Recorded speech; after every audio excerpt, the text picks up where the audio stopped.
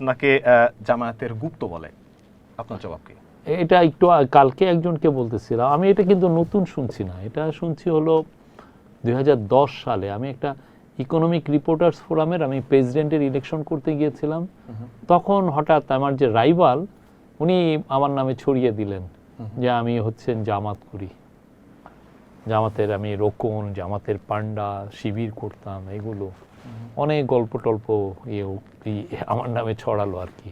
এরপরে বোধহয় কত 1000 খানেক 2000 খানেক, এটা আমার একদম অভ্যস্ত হয়ে গেছি শোনার জন্য। এটার মূল কারণ হচ্ছে যে আমি তো ধর্মকর্ম করি, ওইটা দেখে অনেকে ভাবছেন যে আমি জামাত করি। আমাদের ফ্যামিলি হলো পীরপন্থী ফ্যামিলি, হ্যাঁ, তো ওই জন্য আমরা তো, আমার একটা ভাই পীর, তো ওই কারণে হয়তো বা মানুষ তো দেখতেছে আমার হয়তো টুপি পরা দেখছে এগুলো, আর আমি তো এটা আমি প্রাউডলি আমি টুপির ছবি দেই, আমি ইয়ে করছি। আর আপনি যদি আপনার আইডেন্টিটিকে সবার সামনে না প্রকাশ করতে পারেন, এটা তো লজ্জার বিষয়।